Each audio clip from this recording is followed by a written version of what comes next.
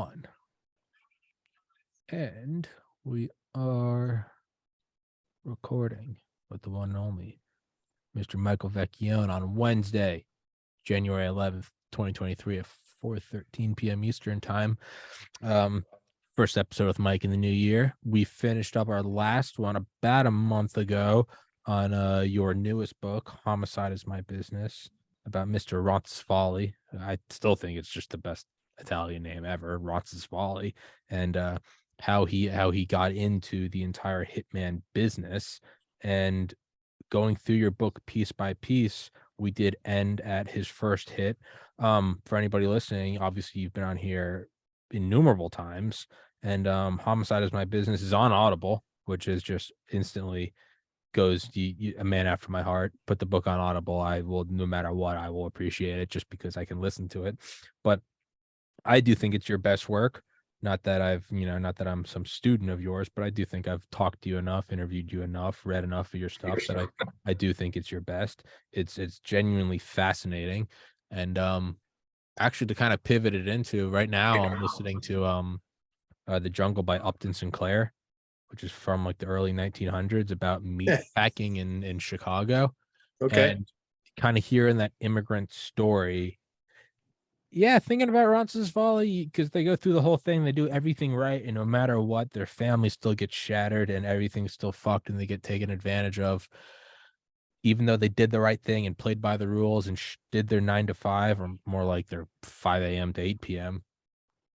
And now I look at it and go, yeah, you know what? Why wouldn't you become a hitman? No matter what. You're fucked no matter what. You might as well make some money. But with that, Mike, introduce yourself, please, for all the new listeners. Well, Michael Vecchione is my name, and what I'm doing now is writing. Before that, I was the chief of the rackets division in the Brooklyn District Attorney's Office, chief of the Homicide Bureau in the DA's office, chief of trials, chief of the criminal court. I did it all. And the only thing I didn't do, I've never done an appeal in a criminal case. I've never argued an appeal. It just well, after a conviction, a defendant will then go to a higher court and try to have the conviction overturned. And we had a specific section of our office that handled appellate work. And it's a different animal. It's not the same thing as trial work. It's writing, a lot of writing, briefs, and a lot of research. And I've never done that. But I've written enough, and I did write enough in terms of summations and openings and witness statements and witness, interrogations and things, that when I did leave and retired from the office, my buddy Jerry Schmetter and I decided that we were going to put some of my exploits and adventures on, into print, and we did. We started writing, and Crooked Brooklyn. You've had it talked about it. Behind the Murder Curtain, you've had that. Now Homicide is My Business. I had one before that, which was called Friends of the Family. It was about the notorious mafia cops case, Caracappa and Eppolito. So, and I'm going to give myself a little bit of a plug now. At the end of this month, I have yet another book coming out called Fallen Angel. It's my first attempt at a kind of a novel. The story centers around a prosecutor and a very evil force who has come to Brooklyn, and the idea is that the evil force was causing crimes to be committed, and essentially the bad guys were getting away with it because this evil force, who is Satan, as it turns out, has been manipulating things like making evidence disappear, or witnesses disappear, or police officers, corrupted, etc. And this new prosecutor comes in to stand up to this force. And now the cases, all of the crimes that are described in the book, are all true crimes. I did them all. I mean, they're all my cases. I have taken them and I have expanded them or contracted them depending upon the story, and they are the instigated crimes by the evil one, as I call him in the book many times. So that story that book will be out on January 26th. I'll make a note of that. And to answer a question of yours back, I guess when I was doing Homicide as my business, you would ask me if I ever gave thought to to being the recorder or the reader of the Audible book. And each time I told you what the publishers would say to me was, it's great, but we really want an actor. Well, the publisher of the new book, Fallen Angel, has done the exact opposite. She has said to me, we would like you to do the reading of the Audible book.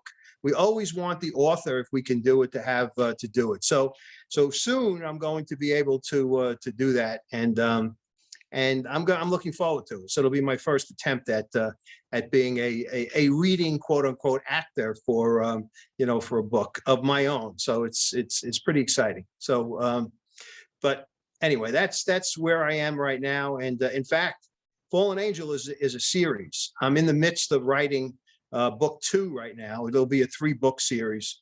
And I remember when I first got the contract from the publisher, after I sent her a proposal and she loved the idea, she said, don't end it after book 1 because we want this to continue. So I didn't. And the devil continues, and he's into now the second book.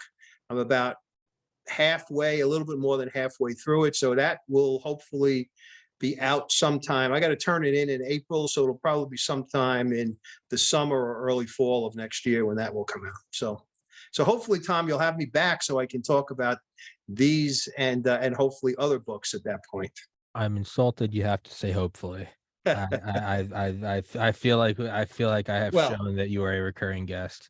It is a stab in my heart that you. I have to have a little bit of humble about. There's got to be a little humble pie. So that's it. No, it's good. No, it's good manners. If anyone assumed that they were coming back on, no matter who it is, actually, not the more that I walk that out. You, Claire Lopez, Roger Williams, Dale Comps. These are some people that have probably been on more than anybody else. If anyone ever thought they were entitled to an episode, that probably would leave a bad taste in my mouth. So no, your manners are appreciated now that I think about it. Now that I think about it. Yeah. Thank you. If someone's ever like on our next episode, I'd be like, hey, you hold your fucking horses. But but today we're going to continue to talk about Luigi, right? Homicide is my business, and as Tom said, a little bit of another little plug. It's on Amazon, BarnesandNoble.com, Camino Books, which was the publisher. They have their own website. Amazon is carrying the audio book, and the audio book is also available on another website called Tantor. It's tantormedia.com, as well as Apple Books is carrying it. So I have to tell you that before I get into the story again, is that I have really gotten some great reviews from people who have read it. I mean, I have a friend of mine who just sent me a text today, who is a tough guy in terms of, he's not someone who, gushes over things and is critical, quite frankly, a lot about things. He told me he thought it was a great read. That was his comment to me. And now he and I are going to have dinner because he now wants to talk to me about it. So I don't know what his questions are, but I'm looking forward to having dinner with him and discussing the book. But I've gotten great reviews, and I think that anybody who gets it, no matter what form it's in, will enjoy the story, because it is a look into a part of criminal life that people don't necessarily get the inside scoop on. And I got the inside scoop from the horse's mouth, as well as from the people who were involved in investigating and being involved with him after I separated from him. So it's a look at the part of the criminal life that goes unnoticed. Except, you got things like The Iceman, that movie, or,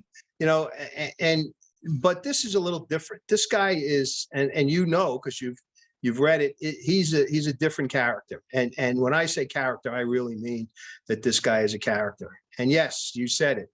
He reminded me, he looked like a bowling ball to me in terms of, it's the only image that came to my mind when I first saw him, when he was introduced to me. And it's the other part of it is that, this guy was killing people.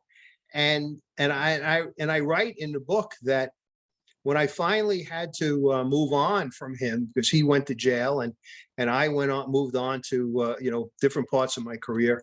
I thought back on what my family would think of if they read what I had just written, which is that I had developed a relationship with this guy. Sure. I mean, it was I was with him for months, and it was almost every day talking to him about what about information and helping us with crimes that he really had nothing to do with, but was picking up things about those crimes while he was in jail waiting for his case to be handled. So Luigi Roncesvalli is a guy who I will never forget. I will never forget. And it's and I got to tell you one other little anecdote.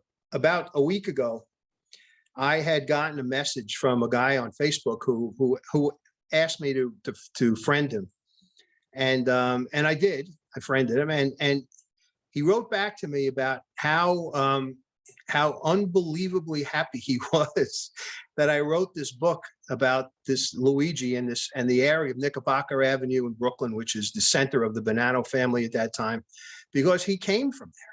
Wow. He said that when the book came out, he found out about it, and that he was having discussions with the old timers who were around when Luigi was around, and he knew the players. He knew, this guy Toto Catalano, who was in charge of the drug trafficking there, a guy named Licata. He knew the guy in the book, Paolo Laporta, who basically tries to set Luigi up because he's jealous of how good he's becoming as far as a worker. And it was interesting to talk to this guy about the things that I wrote about. I mean, I wrote about Luigi and what Luigi said to me. I remember that, but there are other parts of the book which come from research and talking to other people, things of that nature.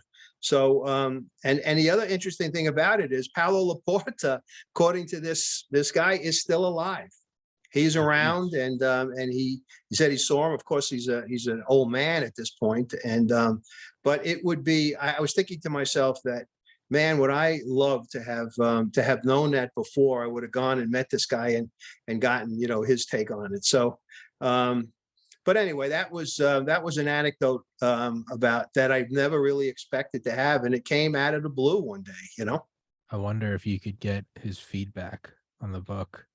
Yeah, I would get his feedback. When I did Crook Friends of the Family, I at the way after the book was out and after it had been out for a while, one of the central players in that case was a guy named Gaspipe Casso, Anthony Gaspipe Casso. He was the second in command in the Lucchese family, and he had sent word to another informant that he wanted to meet with me. And he was in a prison hospital in Butner, North Carolina, federal hospital, because he had prostate issues, and he had prostate cancer, actually.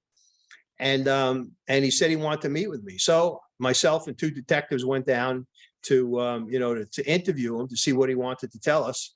And when I walked in, the detectives introduced themselves, and I was about to, and he just pointed at me. And he said, "I know who you are." He said, "You don't have to tell me who you are." He said, "This guy," then he made a joke and said, "There are a lot of guys in here with your face on a dartboard, and they're throwing darts at it."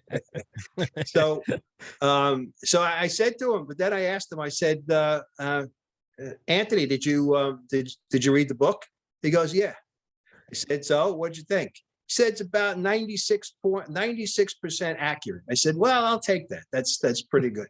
So I would love to meet this guy Laporta if he was around, but of course, if Luigi was still around, I would have had direct quotes from him in this book. But that's an unfortunate thing. He killed himself, and and he did it because of the witness. He couldn't handle the witness protection program. So as you know, so. So anyway, let me just tell you. I think I left this. We didn't get to this particular story when we last spoke, and it's one of the stories in the book. And I've been cautioned by people who have listened to some podcasts that I've done to not tell too much about what's in the book, because then people won't go out and purchase it. But I want to give them a little taste, and I think it's important to do that. First of all, you get the sense when you pick up the book and start reading it, you get the sense of who Luigi was and what he was about, and the whole title of the book is "Homicide is My Business: Luigi the Zip, a Hitman's Quest for Honor," and that is the central characteristic of Luigi and the people and the way that he perceived the mafia in Sicily, that it was made up of men of honor. So I was about to say, I never realized just how perfect of a thesis that title is. Homicide is my business. I don't kill these people, Mike. They give me money and they kill them. I take the money. Right. That's what he said. Luigi the Zip. It's derogatory, never quite given the respect he wants. Correct. A man's quest for honor. It's more than just money. He wants to be seen as one of the guys. It is a beautifully a thesis of a title. I hadn't thought about that. Yeah. Thank you. The whole thing about what his life was about and how he got to where how he never got to where he wanted to be began. He kind of sums it up when he testifies in front of Ronald Reagan's Commission on Organized Crime, when the senator asks him about, how he got into the business, why he got into the business. And his comment, which we put in the book, is that in America, young boys want to be baseball players, and in Sicily, young boys want to be mafia. And that was his thing. And he wanted to become a man of honor in his town in Catania. And being a man of honor to him was being part of the mafia. That was it. That was the pinnacle for a kid like him, in terms of life. Now, you got to go back a little bit in history to why the mafia grew why it started and why it grew so quickly and became so important in Sicily. It's because Sicily was always the stepchild of Italy and the Italian government, and they were, the laws were the Italian government didn't give them the ability to enforce the laws as well as they liked. They didn't have people to turn to. They, meaning the citizens of the poor people and the people who were farmers and just regular workers. So who did they turn to when they had disputes? They turned to the mafia guys. They turned to the Don, the guy who was in charge of the mafia in their particular village, and he was the one to settle these disputes. And he was looked up to, not down upon. He was looked up to, and Luigi aspired to be that kind of an individual, someone who his friends and neighbors and people who lived in Sicily looked up to. And because I believe, because of the way he looked and the way he carried himself, he was never going to be made. He was never going to become a made man in Sicily. And he was directed by the boss in his town to go to Brooklyn, because in Brooklyn they were looking for zips. And as you said, zip is a derogatory term for Sicilian immigrants who came over to become part of the American mafia. And the derogatory term is, there are many derivations of it, or many theories of where it's derived from. It's the Sicilians talked very quickly, like they zipped. They used zip guns, whatever that, these old handmade guns. Probably now they would call them ghost guns, and so you don't really know what the derivation was, but it was a term it was a derogatory term for these guys, and Luigi hated the idea, hated being called that, because when he came to America, he was referred to that, and he told me how much he disliked it. And he quickly learned over the course of his experience in Brooklyn that the American mafia was very, very different from the Sicilian mafia. He used to tell me, there are no men of honor here. It's not an honorable organization like in Sicily. And And that's because, as you read the book, he kind of gets screwed several times by guys who he thought were his people. And he really didn't like that. So he comes to America because the Carmine Galante, who was the second in command in the Bonanno family, and Joe Bonanno had set up this drug trafficking pipeline from Europe to the United States. It was the French connection. People, and ultimately they knew, those two bosses knew that because they weren't sharing the money with the other four families in New York, that there was going to be trouble. So they needed gunmen. They needed henchmen who would protect them, and they started importing the zips from Sicily. So that obviously spread to Sicily. People over there knew what was going on, and Luigi's boss in Sicily told him, it's easy. It's going to be easier for you to be a made man in New York if you go there, as opposed to here in Sicily. So he does. He uproots his family and he moves to Brooklyn. It's like moving to the moon for him. He knows nothing about it. There are some of his compadres here already, and they help him with an apartment, set him up, and he has to go through kind of a hazing process almost to get noticed, and then ultimately put to work by the people on Knickerbocker Avenue, which was as I said, the area with the central location of the drug trafficking that was being done by the Bonannos. And he does it. He maintains his, he was a dogged worker, in the sense that he didn't let things get him down. If they told him to do X, he would do X, and he would do X plus. If he told him to do something else, he'd do that, and do it well. And he got his break because first of all, Luigi had his faults. Obviously, the guy was a murderer, but he was also a gambler, big gambler.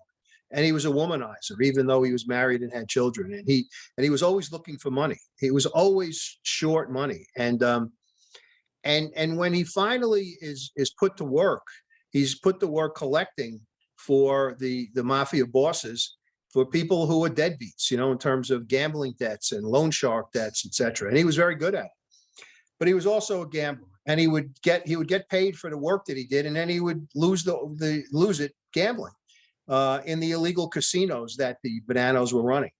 So one day when he's there, and he's in the casino, and he's in the club, actually, the casino was usually upstairs. He meets the guy who's running Knickerbocker Avenue for the Bonannos, a guy named Licata, Peter Licata. And Licata says to him that somebody is stealing money from us in the casino, and I'm not making what I should be making. There's a problem. I want you to go upstairs. I know you're a gambler, Luigi, and I want you to tell me what happened or why it's happening. And he goes up, and he finds out that there were two Gambino soldiers who actually were gambling with counterfeit money. And he had a little chat with them, and that never happened again. So that impressed Licata. And he started to give him more jobs, more collecting jobs.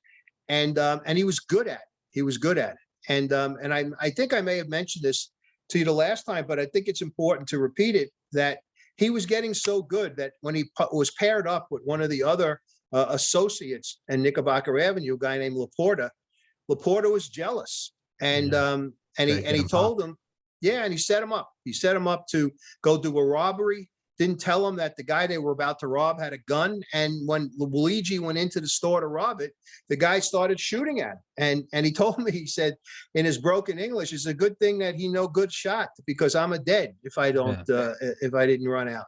And when he went outside to the car that this guy Laporta was supposed to escape with him in, Laporta was gone. So that was one of the things that he never forgot that, Tom. He never forgot it, because when he was treated poorly in other instances later on, he remembered the first time. And it was that plus other things that led him to that conclusion that the American mafia, no, they're not honorable men. So, but he survives that, and he actually becomes pretty good friends with Laporta, and they do a lot of jobs together. But the real break comes when he's dealing cards one day and he hears these guys who were sitting at his table talking about killing one of their own because they were Bonanno guys. And the guy that they needed killed was pimping out a young widow and a young Italian woman whose husband died, and he was pimping her out and raping her, and family came to them and said something's got to be done. And they said, at this table that they needed to kill him, but none of them wanted to do it because they were friends with this guy. So Luigi told me, he said, I see, Mike, that's my opportunity. He says, I'll do it. And he does. And he kills the guy, takes off for 4 days down to Atlantic City to let things cool down. When he comes back, Tommy's a hero. He's accepted by everybody that he killed one of their own, but because of the reason, he was considered a hero. The family was very happy that he took care of this problem. And from that point on, he then was tested and used to do other hits. And he had done several in Sicily. So it wasn't like this was his, these were his maiden voyages. He had done several in Sicily, but he didn't know the United States, and he didn't know the areas that he had to go to in order to kill people. And he did say to me, as you mentioned before, I no kill anybody, Mike. He said, the guy who pays me the money, they're the killers. And everyone I kill, no man of honor. They're all dishonorable people, so they deserve to be killed. That was his mantra. And I think that the one killing that really kind of brings this home to people is what I'm about to tell you about. He's pretty well established now, and he was doing work for not only the Bonannos but the Gambinos, who he was running drugs for and to during the time that he was doing the hits. So he was a multitasker. He was able to collect money from people who were deadbeats. He was gambling. He was a dealer in the gambling, at one of the illegal gambling casinos. He was a killer, obviously, and he was also a drug runner. And what was happening is that the French Connection drugs were coming into the United States. They would come to ultimately make their way to Knickerbocker Avenue.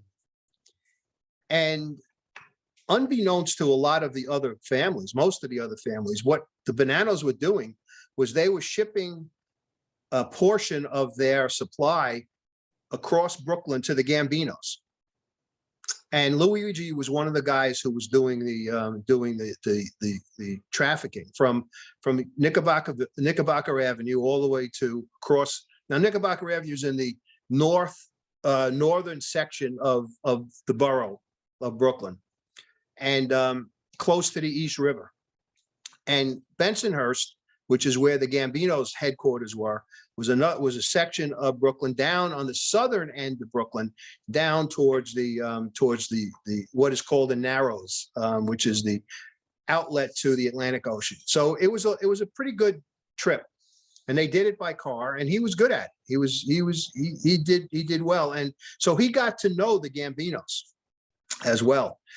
And a situation comes up one summer day. It was a guy named Pino DeQuana, who was Luigi's contact on Knickerbocker Avenue. He's the guy that he was told to go see when he first came to America.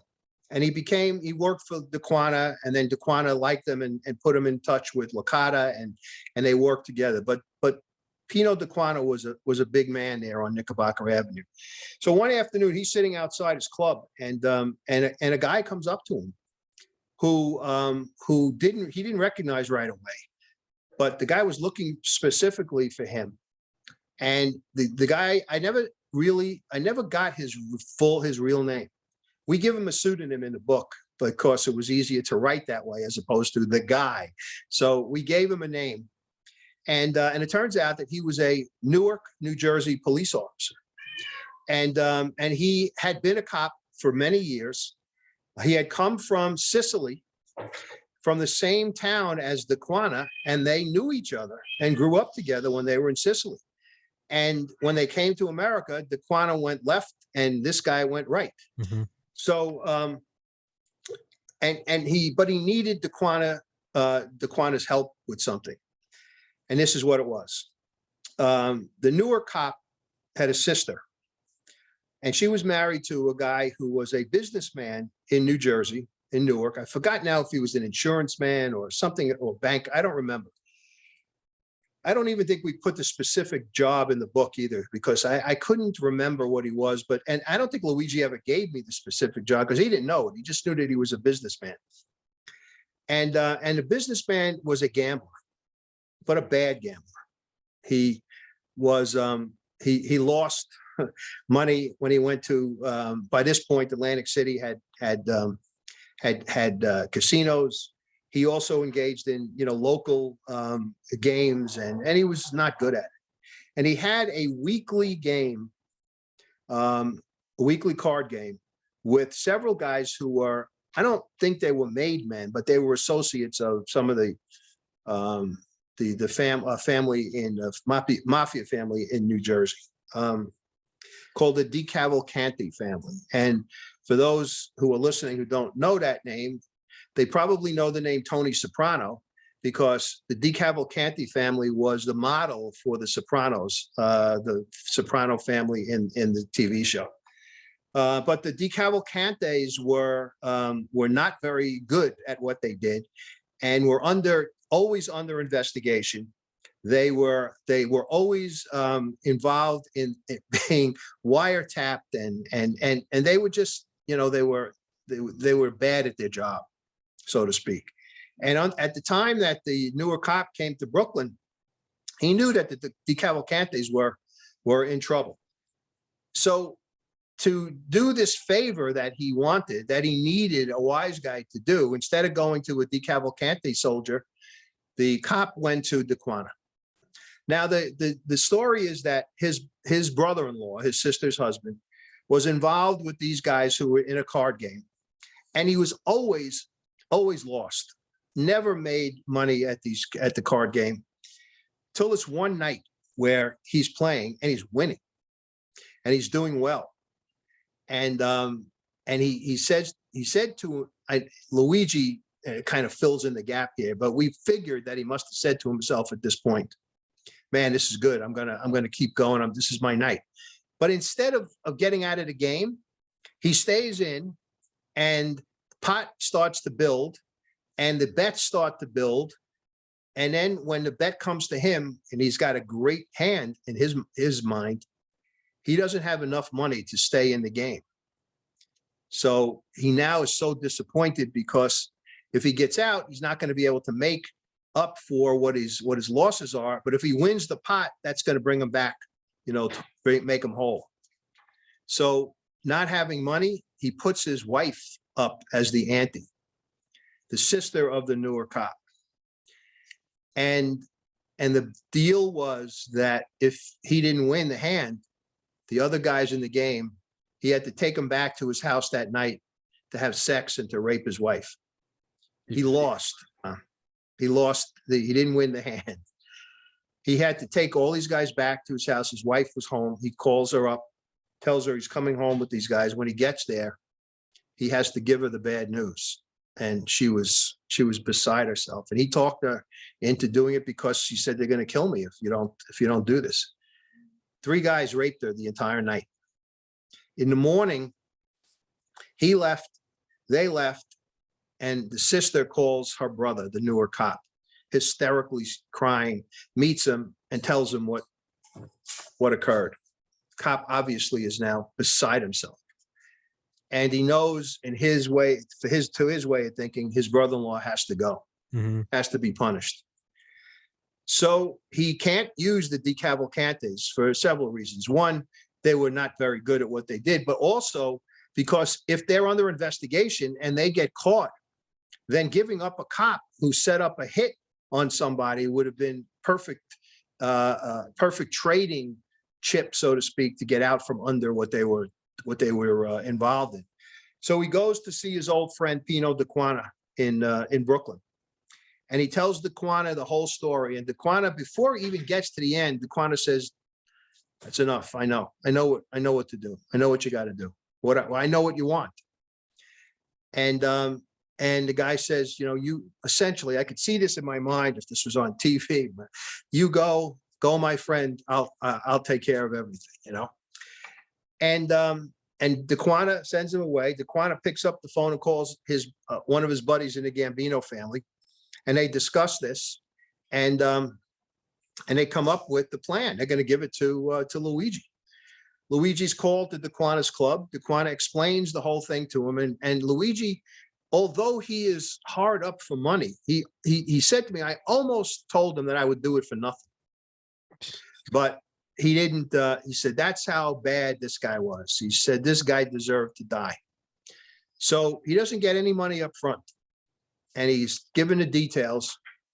He doesn't meet with the cop. Luigi and the cop never meet at this point. It's DeQuana and Luigi, and DeQuana tells him what he needs to know.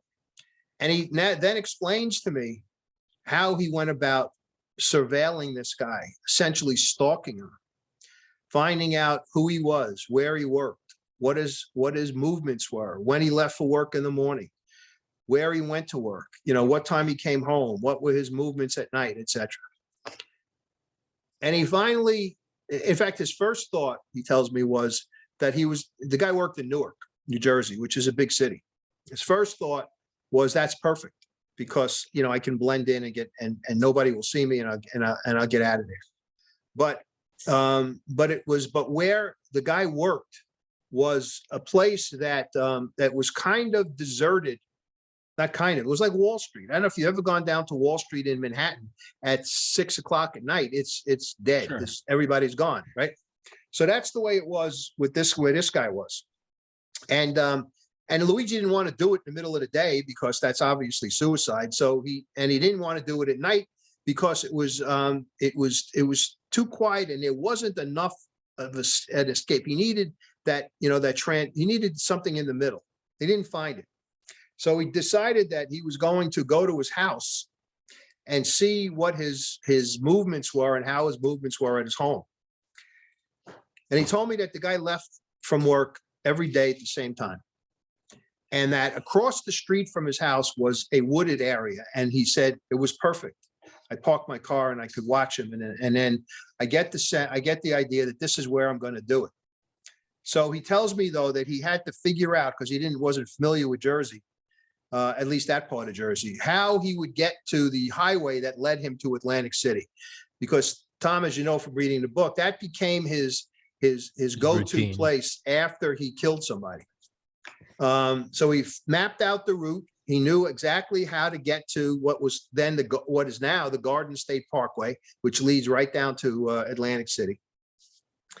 And he waits, and he said, it's a Friday morning. I get there, and I'm waiting for him to come out of his house, and he comes out, except he's not dressed like he's going to work. He's got a fishing pole with him, a little box. He's got his dressed. He's going fishing. It's the summertime. So I said, so what'd you do? He said, no problem for me. He says, I come out from my car. I stand by the front of my car. And as this guy is starting to put the equipment into his trunk, he looked up, and he says, and I shot him. One shot, I got him right in the head. He went down, and that was it. I said, one shot? With a pistol, you got him with one shot, you killed him? He was insulted when I told him that. Yeah, he's a good when I shot. said that to him, he said, I'm a good shot. That was his thing. Professionals have standards, Mike. What'd he do? He went down to Atlantic City, spent 4 or 5 days down there, came back. And when he gets back, he hears from DeQuana, come to meet me at the club. Now, he doesn't know what's going to happen. When he gets there, the Newark cop is there. And that's the first time that they met. And DeQuana tells the Newark cop, give him the money.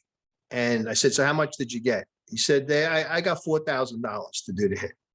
Cheap, quite frankly. But because he didn't want anything to begin with to do it, because he knew that this guy was a bad guy. It was an honorable kill. And right.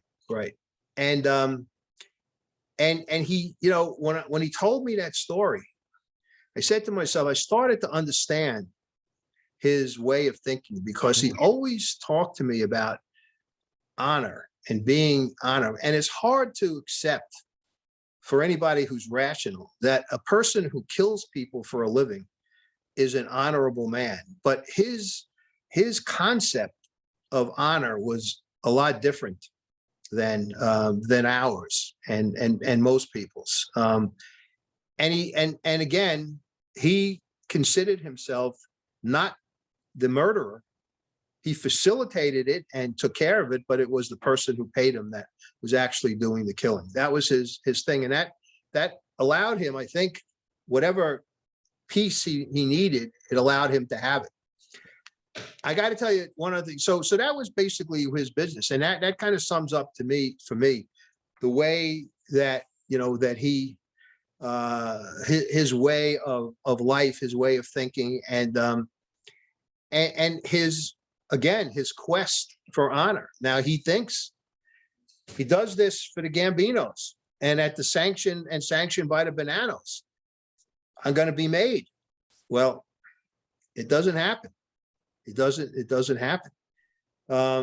He just you know, he just doesn't happen. And I think that once again, because he was a Zip, the people in America, even though they had been Zips at one point, none of these guys were born, and they came from Italy, Sicily. Well, They didn't want to. the irony of every American generation. Yeah. I'm an American. I'm not. No. We're all Right. We're Exactly. all Zips. We're all Exactly. Zips. So, so I asked them at one point, you know, did you ever do any of these for yourself? And he first kind of, you know, get stiffened and you know, he didn't want to admit it, but he did. He told me about one, and I think I have it. I do write about it in the book. He had been feeling good about himself at this point. He was successful in doing what he was doing. He was looked upon, he thought, by these guys as someone who was worthy of trust and one of their own. And he decides that he's not making enough money doing what he's doing, and he wants to, because he knows about borrowing money, he wants to become a loan shark. He knew how to collect. He knew how the business ran. Sure. And he had one problem, Tommy. He had no money, or did not enough money to put out onto the street to be a mob bank, which is what basically they are. Yeah. So he goes to one of his Bonanno people, and he tells him what his desire is. And somebody tells him that, I know someone who will lend you the money. And Luigi had a very interesting piece to this, and that was that I don't want to pay interest. I'm one of you guys. I want someone to lend me the money, and but I don't want to pay interest on it. I want it to be given. I'll get it back to the person in due time, but I don't want to have to pay interest. That's what he felt he was owed, because he was now part of the club. At least he thought, anyway. So the guy tells him, "No worry, I got somebody. You go see him, and he's a businessman. He owns a business, and he'll lend you the money. I think he was a Gambino. He was either a soldier or the brother of a soldier. I don't remember. And he ran a place called the Ice's Queen of America, and what it was an Italian ice distributor in Brooklyn that sold Italian ices to restaurants and pizzerias and food stands and things of that nature. So Luigi is introduced to the owner of the place by by his Gambino, one of his Gambino buddies, and he tells him, "You talk to this guy, tell him what you need." And Luigi does. He tells him that he needs $5,000, not a hell of a lot of money at that point, but $5,000. He wants to put it out on the street, and the guy tells him initially that this is what it's going to cost you, the vig, the interest, and he gets upset. No, I don't want no interest. I'm one of you guys. I'll get it back to you. I promise you, I'll have it back to you. This was, I think, let's say I'm just going to use this day. I think it was a Monday. He says, I have it back to you by Friday. So the guy puts him through the ringer. I mean, he's really gives him a hard time. And again, I know this as if I was there. It was because Luigi was a Zip. He had the accent. This guy was an American, you know, he was, and I'm sure that that was the reason why he was as difficult with him as he was. Ultimately gives him the $5 grand. And he tells him essentially, don't let me chase you for it. So Luigi said, no worry. He says, I'm a man of honor. I'll give it back to you. I tell you, I get it back to you. He says, in fact, I have 2 people who I'm lending the money to, and I know them. They're going to pay me the money back on Friday. I'm going to get it back to them today, and they'll pay me on Friday. So the guy lends him the money with the deal, no interest. So Luigi goes back to Knickerbocker Avenue, lends the money to these 2 people who he had known for as long as he's been in America. And they promised that they would have it to him back by Thursday or Friday. The day comes, nothing. Doesn't even see them. Never mind that they not pay him. He doesn't even see them. So he starts asking around, and he asks about, let's just use 2 names, Louie and Joey. Where's Louie and Joey? They're gone. Somebody tells him. They took off. They're not here anymore. They left. Where'd they go? Luigi wants to know. He says, I don't know. They left. It looks like they went away. So now he's in a spot which he hoped never to be in, which is now he's got to go back and tell the lender that he won't have the money for him on time. Okay. He won't go back and say to him that he'll never have the money for him. Mm-hmm. He won't. He just says, I'm not going to have it to you on time.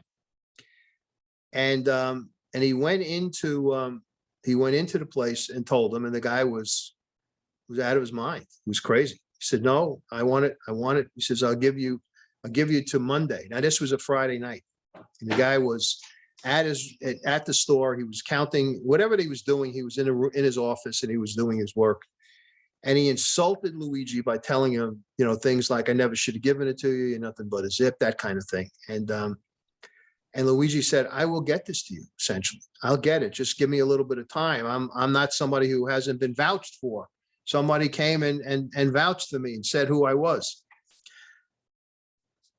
This guy pissed off Luigi so much that he got in his car. He left. He told me he never went home. He just thought about it and thought about it. It was burning in his mind about how he was insulted by this guy.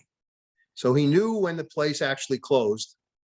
He drove back to the ISIS Queen of America just as the guy was getting ready to close, and he walked into the back room. And he had a gun, and the guy looked up at him. And I remember, I don't remember what I wrote in the book, but he told me what his last words were to the guy. Called him, you know, like some Italian curse. Shot him, killed him. So now he was in trouble. He had killed, the guy was a made man. Now that I think about it, he had killed a made guy without sanction. That's a death sentence. That's what gets Pesci and Goodfellas. Correct. But nobody is at the place. There's no one there. It's deserted. The street is pretty much deserted. So he now has to figure out a way that he can get out of this. And the best thing he could do is keep his mouth shut. But he tells me that I'm laughing because the irony is that the guy who was killed his family has a wake for him a couple of days after. And Luigi says, I have to go because I can't not go. Then they may suspect me. So I have to go to the wake and pay my respects. So he goes into the wake, and all these Gambinos are there. There are people who know this guy, and everybody's crying, all the rest, you know, like a typical Italian wake at that point. And he says, who do I meet, Mike? His brother, the guy's brother is there. He said, I think, oh no, I'm a dead man, because the brother comes up to him. And he thinks that they've somehow figured out that he's the killer. And his brother says to him, I know that my brother lent you money. And he was killed before you paid it back. I know that because I don't see it in the books. He kept very good books. Luigi says, don't worry. He says, I had the money. I just, I was delayed. And then this happened. I couldn't pay him back. He said, so Luigi's thinking in his head, the debt's done. It's off. The brother says to him, you pay me now. You owe me the money. You didn't pay my brother. You owe me the money. And Luigi ultimately paid him because he knew that if he didn't, that he was gonna get killed. He never gets accused by the mob of being the murderer of this guy. But in his mind, he did what he had to do, to protect his own honor because the guy insulted him, and then B, to make sure that he wasn't caught, because if he was caught, killed a made guy, that's it. He was a dead man, particularly being a Zip. They didn't, those guys were like kind of fodder for the wise guys. So that one was his one time in America that he said he had done it for himself. In Sicily, he did one as well. He worked on the railroad in Sicily. Yep. And he had a guy who was insulting him for I forgot whatever the reason was. And Luigi killed him, just killed him. He said, because you insulted me, and he insulted him in front of people and he killed him. So those were the two times that were that he said to me that I ever did anything for myself. Otherwise, he says, I do no killing. The other people kill who pay me. So, but so that you can see the perversion of his own belief system, though, is well, one, just the irony, the hypocritical nature of, I can maybe extrapolate and go, okay, I'm one of y'all. You're not going to treat me. You're not going to be a loan shark to me. I'm not some dumb pig. You're going to give me an interest-free loan. Maybe. Okay. But then to say, I'm going to go take this interest-free loan and become a loan shark. Well, now that's either stupidity or it's a sense of superiority. I'm going to go make a loan shark loan with your money, but you're not going to you're not going to charge interest because I'm one of y'all, and I'm not even going to cut you in on it. So now you're smacking them in the face. And then to kill the guy because he rightfully insulted you for not having the fucking money, which is that's why Luigi sent after people. But he doesn't see, he either again, doesn't see it and he's stupid, and I don't think that's the case, or it's your own perversion of the system of honor. And then to take out a made man who Luigi must think has gone through some of his own trials and tribulations to become a made man, because ultimately that is the Mount Olympus that Luigi is trying to ascend to gain honor. So his entire system is at best case, it's a lack of his own brain power to see the contradictory nature of it. And I don't think that's the case, because despite broken English and his appearance, is a wise guy, no pun intended, is a wise individual, which means that B, it's not ignorance or stupidity. It's rather, I'm an honorable man when that system works for me, and I'm not when it doesn't, which vitiates the whole idea of honor. Absolutely. And he perverted the whole idea of honor. He really did. I mean, that was the unhonorable American like the rest of us. Right. He does. That's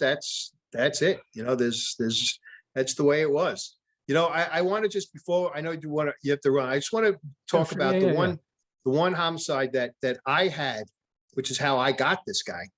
And then when we pick up next time, hopefully you'll have me back soon, we'll talk about what happens after this, because Luigi kind of shifts and becomes a bigger drug trafficker after this one event. When the homicide that I have was the murder of a chef in a restaurant in Brooklyn that was a pretty popular and a very good restaurant, quite frankly. I ate it in a couple of times during the course of my life in living in Brooklyn and working there, called the New Corner Restaurant. It was in an area of Brooklyn that I mentioned before, Bensonhurst, Dyker Heights. They're kind of right next to each other. And it's the center of mob life in Brooklyn.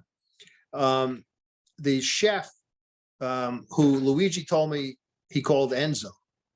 I don't even know if, I don't think the guy's name was Enzo, but that's what Luigi called him. I think it was a nickname. I have his real name in the book. So what the chef did was he had a young niece who he was raping. That was his thing. He was having sex with her. And she was young and I guess didn't tell her family immediately what Uncle Enzo was doing to her. And then they found out. And they went for the immediate street justice. They went to the Gambinos, who that's Gambino territory out there. And they spoke to a guy named Mirable, who was a friend of Luigi's. He was Luigi's contact with the Gambinos. And they told Mirable what they needed and what they wanted this guy hit. They wanted him killed. He raped my daughter and was raping my daughter. So the Gambinos hire a guy first. They get a hitman and they tell him what he needs. And he goes to the restaurant. And when he gets to the restaurant one evening, well, the guy worked like the chef was there from 4 p.m. until their closing time. So he goes in the evening, he gets to the restaurant thinking he knows where the chef is. He knows what he looks like. He knows everything about him. And he gets there and there are cop cars all over the place, unmarked, marked cars. And he says, I'm not doing this. And he takes off, gets in his car and takes off. That was a very big embarrassment to the Gambino family. This guy that they hire to get to do this hit for them gets cold feet and takes off. Now, as it turns out, the cops weren't there for anything other than to eat. It was a very popular place for wise guys, cops, etc. But he didn't want to take the chance, so he takes off. So Mirable knows Luigi, and he calls him and says, this is what we need to do. Luigi tells me, there's no problem, Mike. He said he deserves to die. He raping a little girl. So I say to him, tell me what you did. He said, so I think that I forgot what the amount was. He settled on a price, and he didn't know Enzo at a restaurant from a hole in the wall.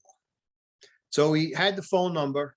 He knew where the place was, and he had Mirable take him there. So he scoped it out, got the phone number, and he walked in. The first time he ever went there, he walked into the kitchen at one point and said, Enzo here. And he would tell me this in his broken English. I'm looking for Enzo. So he said, one of the workers said, no, Enzo not here. He's in Sicily. Luigi says, okay, I leave the restaurant. He said, I go home. Next few days, I call the restaurant. Enzo there? No, Enzo's still in Sicily. So anyway, to make a long story short, he does that several times.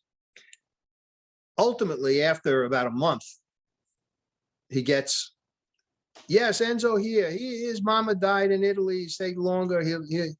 He'll be back. A few days later, he calls again. Enzo there? Yeah, Enzo, he here. So now he knows Enzo's back. So the next day, he gets the little girl or the young girl, and he gets Mirable, put him in a car, and they drive to the restaurant. Because he doesn't know who Enzo is. He has no idea who the guy is. So they stake out the restaurant, and about 4 o'clock or thereabouts, the guy comes walking and going into the kitchen, and she says, that's him. So now he knows who Enzo is. They drive the little young girl home. He makes a date with Mirable to pick him up, take him to the restaurant that evening. And Mirable picks him up, brings him there, and he gives him a gun. So Luigi walks into the back of the restaurant, and he does the same thing as he did before. Enzo here. Yeah, Enzo's over there by the stove. I said, what'd you do? He goes, I go over to him, I take out my gun. He said, boom, boom, boom. I kill him, I shoot him, and then when he's on the ground, I shoot him again. Gets back into his car. And he gives the gun to Mirable. He tells Mirable to get rid of the gun. Well, it turns out later on, Luigi finds out this is another one of these things that, that kind of sat with him about the Americans not doing things right and why he needed to get out. Mirable doesn't get rid of the gun. He finds out later on. He's really pissed off that he doesn't get rid of the gun. So Luigi, he drives Luigi back to Knickerbocker Avenue. Luigi gets in his car, goes down to Atlantic City, spends his time, and he gets back, and everything is okay. Now, that's the case that is open. It's an open homicide in Brooklyn. So we'll talk about his surrender next time. When he surrenders and he talks to the FBI. The FBI debriefs him of everything he's ever done, and he tells them about this open case in Brooklyn, which they can verify. Mm-hmm. They could never get the paperwork from Jersey for some reason. I don't know why. I even tried, and I couldn't get it for the newer cop thing. But this they were able to verify. And ultimately, when they're finished with him, they bring him to the local precinct and turn him over to the detectives to take care of him because he's committed this murder there. The detectives realize he's a source of information. He brings him to the DA's office, and that's how I get him.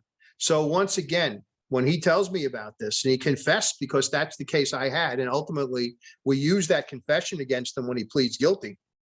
It was another situation where he was doing the honorable thing. It was an honor killing for a guy who deserved to be killed, and he was paid for it by the family and by the Gambinos. But that was one of his things. But I want to emphasize the fact that he was picking up little things here and there about how things were not going according to the way he wanted them to go. You know, the guy who he killed, and then the brother asking him for the money. Well, that was an insult to him. You know, because he was one of their own. So that was something which he thought was a very bad thing to happen to him. Then this Robley not getting rid of the gun, go back to the Laporta thing. And then when we get back together again, I'll tell you about some of the other things that happened, which led him to ultimately say, I'm out, I'm done. I'm done with this, and turn himself into the FBI. So there's an interesting trade-off to think about, and I think we talked about it last time. You know, how there is some logic to the honor. You know, we do live in a time where, you know, people do rape kids and then they go serve 5 years and they're done. And it's, you know, well, what does that say about a society that permits that and tolerates that? And then then there's obviously, it's not all romantic of, oh, the good fellows go get it done, because as we can see through Luigi, that that can be quite easily perverted too, and say, yeah, except for that, he insulted me, so I killed him. And it's like, well, now you're tarnishing the polished idea of that street justice.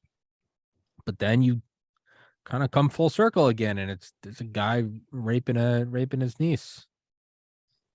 Yeah, I mean, he's got to go, but then they don't get rid of the gun, and that leaves the open thread, and the whole thing comes apart. And he's still not made, Tom.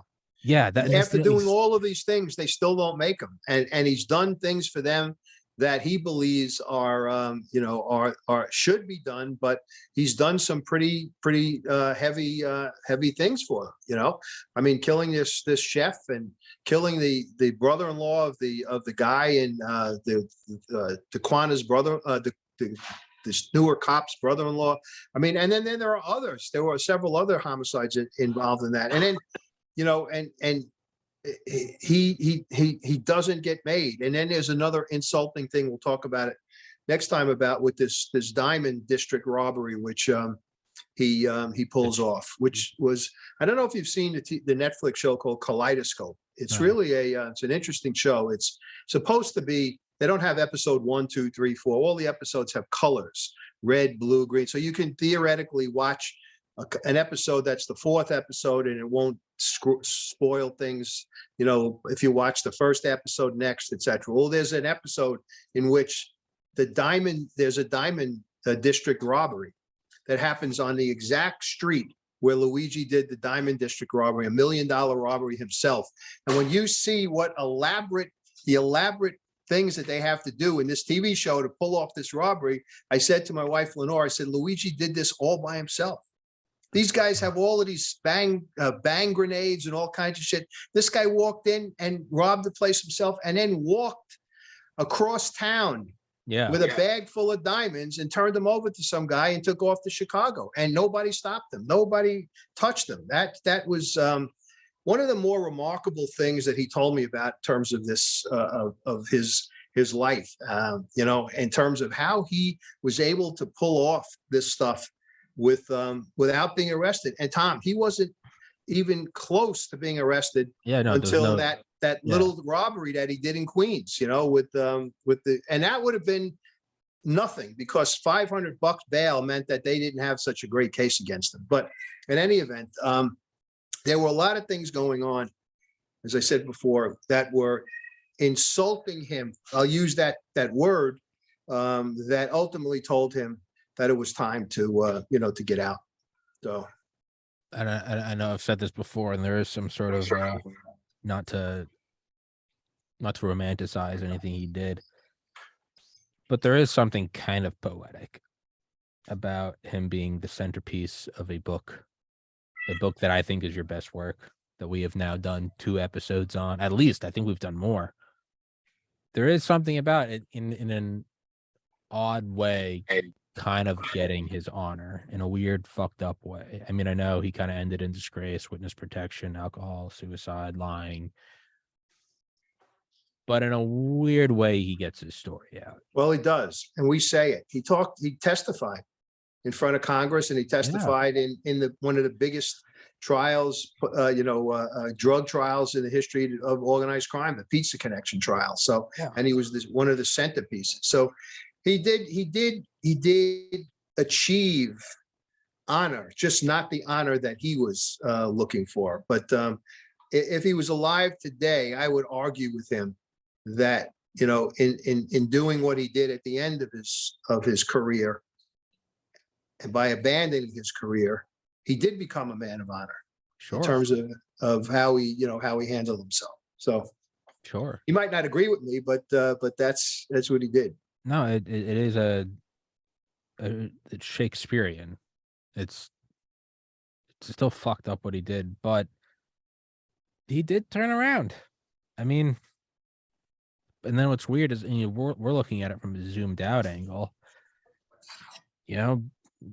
Go ask that woman who got raped, or go ask that young girl who got raped. They're doing this. Luigi probably looks like Superman to them. Absolutely. And who are you and I? I know it's murky. It's murky. Exactly. I know the families of those 2 young women were happy. Hey man, that's my daughter. I'll fucking have a framed photo of Luigi. I mean, it's certainly not black and white. That's what I think. No. That's what's so curious about it, is we're not looking at it going, no, that's fucking evil. The very fact that we have to sit here and go, like, to me, that in itself is interesting, that it's not an immediate answer, that you have to go, well, why have we, and are you and I not honorable men for, being in a society that doesn't condemn child molesters to death? Are we complicit? I agree. Have we, where's that, at what point do you shoulder that burden? At what point did Luigi do what you couldn't do, or that I couldn't do? And it gets a little murky. Hey, look, if shades of gray were colors that would sell books, as opposed to the black and red that is the cover of this book, then that would have been appropriate, in terms of what you just said. So, it's I always, and the other, I mean, to sum up that part of it, that's what I felt made this an interesting story. Yeah. Exactly what you're talking about. The shades of gray in terms of killing, the honor killing, the people who deserve to be killed, kind of thing. It was that kind of him, of course, and his way about him, and his love for veal cutlet parmesan heroes and beer. Yeah. So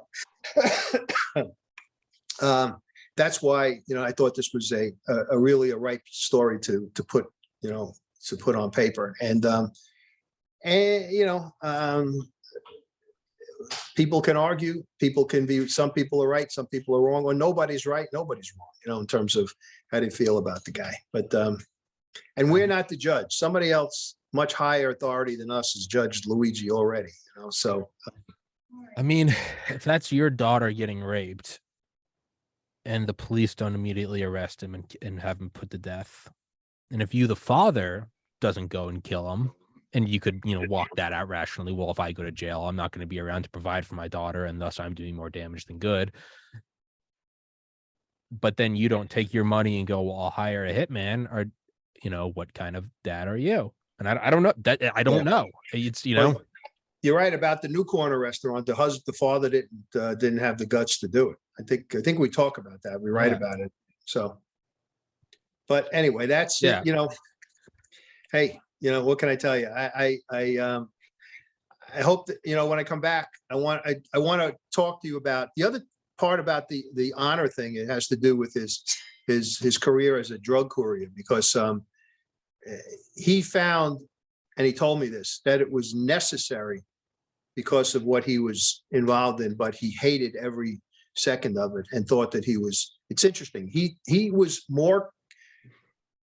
felt more guilt about from pushing transporting drugs than he did killing people, because of back to the people who he killed deserved it. Yeah. And he didn't kill them, which is versus the dishonorable pushing heroin that's killing people who have fallen into that. He's not just cold blood. I mean, it's undeniable that there is an honor code that he has, which in itself is interesting, right? Yeah. That there's something there. It's kind of like those you hear the stories about, like World War II pilots. We'll talk about, they'll be in these vicious dogfights with, Nazis or Japanese. But then once a pilot bails out, you don't shoot at him. Sometimes it's because it's over the ocean and they're dead anyway. Yeah. But sometimes you see them, they're parachuting down, and it's like there's some weird. You hate them, they're fucking Nazis, they're fucking Japanese, but there is some weird. You hear about it, and you're like, wait, what? And there's just you're like, there is a code. I don't know how good it is, right, or how pure or airtight it is, but it's similar to honor among thieves, that kind of thing. So. Sure. Yeah, I don't know. But before we even do, you want to just I'll put it down real quick. Do you want to just do 2 weeks from today? Let me get my phone here. Yeah, sure. I can text it to you as well. So the 25th. It's good for me. Same time. There'll be a day before your new book. Yes. 4 p.m. Wednesday, January 25th. Correct. Beautiful. Good. All right. Well, I just put it in there. Yeah, we'll pick up from there. Go grab the book, guys. I'll put it in the description as well as your other books. Go back and watch old episodes with Mike. And yeah, I'm not kissing your ass, and I don't get shit from this. I'm not getting any. I don't get any Luigi money from this. I do think it's your best work. I highly recommend it. Thank you. I appreciate that. I'm very pleased, because it was really the first time that I did solo, even though my buddy's name is on the book. He was just too ill to do it. And I can give an honorable review. I'm not getting payment behind the back. I'm not getting anything under the table. I'm giving you, the people, an honorable review. I think it's your best book. There's my Luigi smiles on me. I don't know if he's smiling down or smiling up, but whatever. Again, we don't decide that. But Mike, I'll see you in 2 weeks from today. I'll send you this episode when it's up. And much love, brother. Happy New Year. Happy to see you again. And we'll pick it up in no time. We will. Take care, man.